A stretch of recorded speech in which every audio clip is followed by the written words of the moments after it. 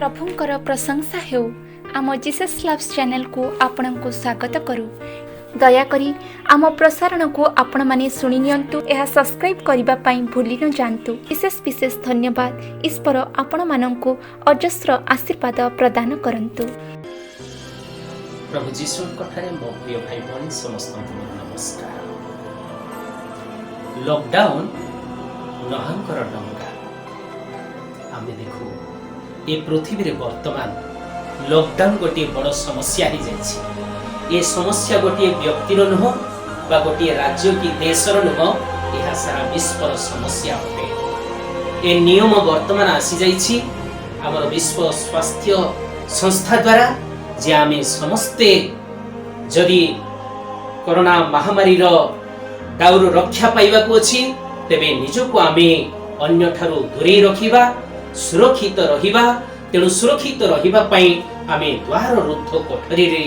आबद्ध रहिबा बांछनीय। आमे सचेतन व्यक्ति भावरे ए विश्वर शिक्षित जनता भावरे आज ए नियम को आमे सुविश्वस्त भावरे पालन करि चलिछु। ए अटे वर्तमान आमर एई समाजर शासक मानकर देश व विश्वर एक परम नियम रे परिणत हो जाइछि। तेबे आज आमी जदि एई विषय को अनुमान करू सेबे नहन को समय रे जेबे सदा प्रभु परमेश्वर पृथ्वी जल द्वारा प्लावन कले, ध्वंस कले, सही समय रे नहन को वो परिवार को उद्धार करिबा पई परमेश्वर कहिले तुमे एक डंगा प्रस्तुत कर, कारण 40 दिन 40 रात्र मु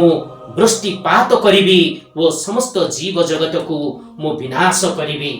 तेणु सदा प्रभुंकर आदेश प्रकारे एई धार्मिक व्यक्ति स्व परिवार सहित से प्रस्तुत कले एक डंगा ओ सेठारे से अधिष्ठान कले प्रभुंक निर्देशित काल पर्यंत। जेसाय पुस्तकर 26 अध्याय 20 पदरे आम्माने देखू ईश्वरंकर वाक्य रे लेखा अछि, तुमे तुमर गृहर भीतर को जाओ वो तुमरो द्वार रुद्ध कर, जे पर्यंत ईश्वरंकर क्रोध शांत न होयछि तमे सेई रुद्ध कोठरी मध्यरे तमे अधिष्ठान कर। तेबे ईश्वरंकर क्रोध को शांत करिबा पई एई मनुष्य आ सृष्टिर काहार शक्ति ही नाही। तेबे रुद्ध कोठरीर आदेश व निर्देश आम समस्तंक पई काहेकि एहा जेपरि निर्देश देले नहंक परिवार को आज आम शासक माने निर्देश करंती लॉकडाउन नियम आम पाई जेसाय पुस्तकर ए 26 अध्याय 20 पद आदेश करे आमे रुद्ध कोठरी रे रहिबा पाई। तबे रुद्ध कोठरी रे आमे काहे की रहिबा, कोन आमर काम सेठारे आमे देखू पृथ्वीर पंडित माने, मूर्ख माने, धनी माने, दरिद्र माने, शासक माने, शासित माने आज एकाकार हो जाइछन्ते ए कोरोना महामारी रो आतंक हेतु। आज समस्ते गोटिए श्रेणीहीन समाज रे परिणत होई जीवनर विकल रे आतंकित अछन्ति पृथ्वीवासी। तेबे वर्तमान एई रुद्ध कोठरी रे आमर कर्तव्य कौन? कर्तव्य आमे जानू जे जेतेबेले गोटिए चिल्ह तार उड़ीबा को आरंभ करे से जाए गोटे सुउच्च शैल उपरे से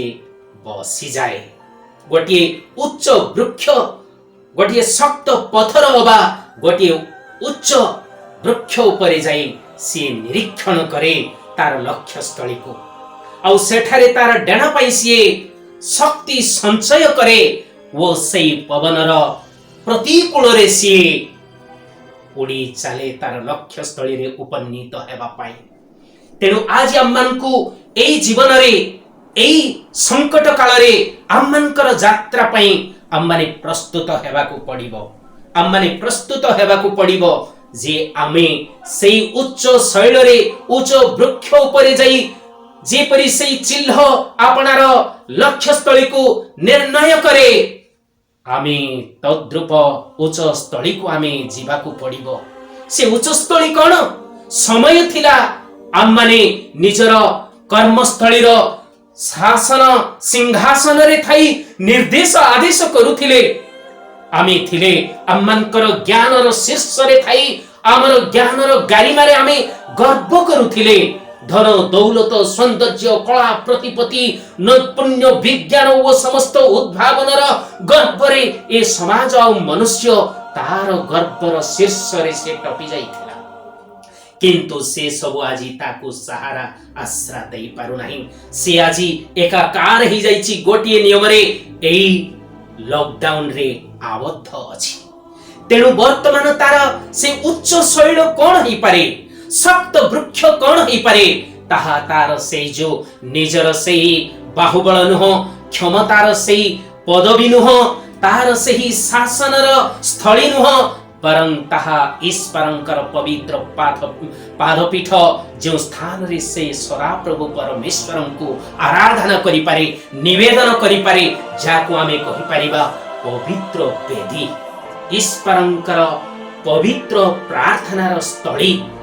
कहि पारु ताहाकू देवालय गिरजा मस्जिद मंदिर तेबे एई जो पवित्र स्थली जहा मनुष्य दिने ज्ञान हेतु भूली जाइथिला धन हेतु पासोरी जाइथिला शक्ति संपत्ति हेतु छाड़ी दी ताकू तुच्छ नगण्य मने करिथिला किंतु तार प्रमुख स्थली रे ताहा वर्तमान ता जीवन पाई एक आश्रय रो उत्स रे परिणत होइछि प्रिय मोर बापा मा भाई भणी माने आज हम माने देखुछु उत्पत्ति पुस्तकर 7 अध्याय रे हम माने देखु नहंकु एति जणे धार्मिक व्यक्ति को तांकर डंगारे से 150 दिन काल से रहिबा को पड़िला सो परिवार रे तांको तिनी पुत्र तिनी बहु ओ स्वामी स्त्री सहित निया जाइथिबा समस्त जीवन को नै से 150 दिन काल से डंगा भितरे से रहि गले से डंगारे रहिबा द्वारा जल प्लावन आसिले भी तांको बुड़ीबा को पड़ी नथिला मरि नथिले से बचि जाइथिले आमे देखु समुद्र कूल रे जेतेबेले हम माने यात्रा करू विचरण करू समुद्र कूल रे अनेक कंकड़ा हमको देखिबा को मिले किंतु ताकू जेतेबेले धरिबा को आमे चेष्टा करू किंतु सही क्षणी से बची जाए सी तार केउ आखि पिछला के तार निजर रास्ता रे से बची जाए आउ आमे ताकू धरिबा संभव तेनु ए चतुर छोट गोटे क्षुद्र जीव जेपरी निजर गर्त जानी सुरक्षा देई पारे अपना जीवन को एई लॉकडाउन वर्तमान पृथ्वीवासी आसी अछि आत्मिक जीवन रे शारीरिक जीवन रे मानसिक जीवन रे निजको सुरक्षित रखिबा पई ओ कोरोना महामारी रो आतंक रु उद्धार पाइबा पई तेबे आमे सुनिले जेसाय पुस्तकर ए 26 अध्याय 20 पद रे आमंकु से रुद्ध कोठरी रे आमंकु ईश्वरंकर क्रोध शांत हेबा पर्यंत रहिबा आवश्यक अछि तद्रूप नूतन धर्मशास्त्र माथि पुस्तकर 6 अध्याय 6 पद रे एठारे प्रभुंकर वाक्य कहे तुमे तुमरो कोठरी रो गोपन स्थली को जाओ तुमरो कोठरी तमे रुद्ध कर गोपन रे थिबा तुमरो स्वर्गस्थ पिता से अवश्य तुमंकु देखंती ओ जानंती तुमरो निवेदनर प्रार्थनार फल से तुमंकु प्रदान करिवे तेबे एई उभयटी रे आम्माने देखो ईश्वरंकर क्रोध को शांत करिबा को हेले आमे अनुताप करिबा जो पर्यंत ईश्वरंकर क्रोध शांत होई नाही आमे सेई रुद्ध कोठरी रे रहिबा से दिन जे आमे पृथ्वीर सुख आनंद रे पागल होई ईश्वरन को भूली जाइथिले वर्तमान ए रुद्ध कोठरी रे एकांत रे आमे पूर्ण प्राण रे तांको ठारे आर्तनाद करिवार बेळ आसी जाई अछि तेनु आम माने आजि सो परिवार सहित आमे तांको ठारे निवेदन करिबा प्रभुंको वाक्य रे जो कहा गला तुमरो द्वार तमे रुद्ध कर द्वार कोन से द्वार आम ए शरीर रे रही अछि पंच इंद्रिय जहा मानकर द्वार अटे आमर आखि कान ए जो पंच इंद्रिय ए पंच इंद्रिय को आमे वर्तमान आयतरे रखिबा ए इंद्रिय सकल को ईश्वरंक ठारे आयताधीन ओ श्रृंखलित रखी एकांतरे आमे तांको डाकिबा को पड़े जो ईश्वरंक को आमे पासोरी जाइथिले जो सृष्ट वस्तु को जीवनर समस्त किछि बोली मने करिथिले निजर जहा समस्त उपार्जित वस्तु को आ उद्भावित समस्त विषय आउ विज्ञानर दान को आमे श्रेष्ठ मणिथिले किंतु से सकल आज आम पई व्यर्थ केवल ताहा हमर कौनसी कार्य रे आसुना गृहर चारिकांथ भितरे जहा अछि आज मनुष्य निजर जीवन को से आयत करी रखी अछि केवल सेतिकी वस्तु रे नै किंतु समय थिला ईश्वरन को से अणदेखा करिथिला ईश्वरन को इच्छा को से जानिबा पई इच्छा करि नथिला आज तार एई जो आसी अछि लॉकडाउन रो नियम ए लॉकडाउन रो नियम रे आज से खोजी बोलुछि ईश्वरन को से खोजी बोलुछि तेणु सेई जो आमे सुनिले चिल्ह जेपरि कि से गोटिए सुदृढ़ शैल उपरे जाई निजर लक्ष्य स्थली को निरीक्षण करे आज आमे निजर गृहर से प्रार्थना स्थली रे से वेदी निकटरे से धर्म ग्रंथ निकटरे से सदा प्रभुंक ठारे एकांत रे आमे निजर पंच इंद्रिय को आयत रखी आमर लोभ प्रलोभन क्रोध ईर्षा मोह छंद कपट मिथ्या अन्याय अनीति दुर्नीति ए सकल को आमे त्याग करी आमे तांको ठारे पूर्ण प्राण रे आमे निवेदन करिबा जदि जणे धार्मिक व्यक्ति नहा परि लोकंको आमे देखुछु उत्पत्ति पुस्तकर 8 अध्याय 13 रु 15 पदरे सुनिले जे से गोटिए वर्ष और 10 दिन पर्यंत डंगारे तांको रहिबा को पड़िला तेबे आमे तांको परि वास्तव रे धार्मिक की तांको परि ईश्वरंकर सहित हमर संपर्क सुसंपर्क की जदि से परि एक धार्मिक व्यक्ति 1 वर्ष 10 दिन डंगा भितरे रहिले आउ से प्लावन रु उद्धार हेले परिवार सहित आमे दानियल पुस्तकर देखुछु 2 अध्याय 19 पदरे एठारे सिंहर गर्तरे से रात्रि तमाम रहंती से सिंह गोहर रे रात्रि रे जेतेबेले रहंती से भय रे कातर होंती नहीं किंतु निरवच्छिन्न प्रार्थना द्वारा से ईश्वरंकर सिंहासन को से दोहलाई पारिथिले ईश्वरंकर सुरक्षा से लाभ करि पारिथिले औ ईश्वर तांको पई स्वर्ग रो थाई सिंहर मुख को से रुद्ध करि देइथिले सिंह तार अनिष्ट करिबा बदले तार साथी सदृश्य से रात्रि रे से पहरा जोगाइथिले दानियल पुस्तकर 3 अध्याय आम्माने देखो जदि देखिबा जिहुदी युवक 3 जण साद्राक मेषक अबेदनेगो एई 3 जण युवकंकु आम्माने देखो सेमानंकु जेबी नेबुखदनेस्सर राजा अग्निकुंड रे फिंगी दियंती कारण तांको प्रस्तुत एको विशाल मूर्ति को से माने जेतेबेले आराधना वंदना कले नाही किंतु से माने सत्य व जीवित ईश्वरंकर नाम रे मृत्यु वरंग आमे भोग करिबो अग्निर झासरे आमर जीवन को आमे उत्सर्ग करिबो किंतु मिथ्या देवता को जगतर शक्ति को कल्पित देवादेवी को आमे उपासना करिबो नाही बोली से माने राजांक निकटरे निर्भीक भावरे से माने जुक्ति करिथिले तेबे राजा देखिले ए युवक मानकर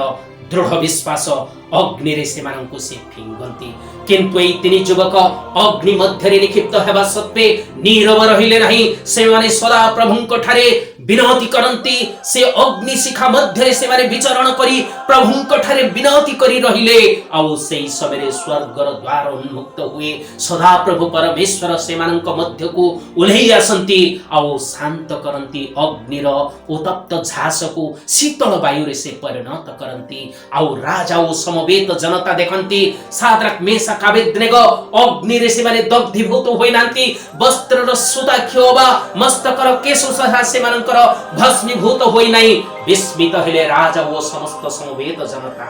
तबे सेई परमेश्वरंक ठारे एई साद्राक मेषक अबेदनेगोंक परि आम्मानंको आजि कातर निवेदन करिबाको पड़िबो सेई उच्च शैल रे निरीक्षण करी वायुर प्रतिकूल रे सुउच्च को उड़ी जाई जेपरि आपणार लक्ष्य स्थली रे पहुंची पारे गोटिए चिल्ह एई पृथ्वीवासी को एई रुद्ध कोठरी रे लॉकडाउन र समय रे आमी आबद्ध थिबा बेले सेई परि अंतर जळाई अनुतापर अश्रु ढाली प्रभु कोठारे आमी प्रार्थना करिबा तेबे से प्रभु आम्मानक डाक सुनिबे साद्राक मेषक अबेदनेगोर अग्निकुंड रे जेपरि उल्हाई थिले आम दुखर ए झास काल ए कोरोना भाइरस महामारी अग्नि आज जाली पड़ी आम विनष्ट जाउथिबा पृथ्वीवासी संकट मध्य आम रुद्ध कोठीर प्रार्थना शुणी ईश्वर आसवे आम सकल जनता पृथ्वीवासी को से उद्धार करेंगे। विनती करे आम से सदा प्रभु ठारे समवेत भाव आम निवेदन करवा। पिता तुमरी सृष्टि संतान जन को तुम्हें विस्मरी जाओ हे प्रभु आर्तनादकारी तुमरी संतान गणकर ए निवेदन प्रार्थना को एक जीवंत बलि रूपे तुम्हें साद्राक मेशक आबेदनेगर डाकरे जेपरि प्रभु तुम्हें प्रसन्न होइथिल अग्निकुंड मध्यरे कोरोना महामारी आतंकरे आतंकित ए विश्ववासीर निवेदनर कातर प्रार्थना को श्रवण करी ए पृथ्वीर प्रभु लॉकडाउन काल रे तुम्हें उल्हाई आस सकल संतान ओ जगत को कोरोना महामारी रु तुम्हें उद्धार करी तुम्हें दया कर कृपा कर। अतीतरे जेपरि तुमको त्याग करी कल्प कल्पित देवा देवी ओ सृष्ट वस्तु को ईश्वर बोली मणिथिबा जनता तुमको एकांतरे प्रेम करी जीवित ईश्वर बोली स्वीकार करी तुमरी ठारे जीवन प्राप्त करिवे। साद्राक मेशक आबेदनेगो परी दानियल परी नहंक परी अनुग्रह कर। सेई चिल्ह ठारो शिक्षा लाभ करिबा पई एई कोरोना महामारी रो झड़ तफान आतंकरू एई प्रतिकूल वायु प्रवाहर जंत्रणारू प्रभु प्रत्येक जेपरि प्रार्थनार शक्ति और सहायता तुमार सुरक्षा प्राप्त करी जीवित रहिबार योग्य हो अनुग्रह कर। तुम दिव्य पुत्र प्राणकर्ता नाजारेत यीशु नाम चीर कुमारी विमला मेरी सर्पदलिनी माँ कुमारी मेरी को पवित्र मध्यस्थतारे मागुछि पिता। प्रभु मते वो आम समस्त जगतवासी को लॉकडाउन रो पुण्य फल स्वरूप क्षमा दे उद्धार कर।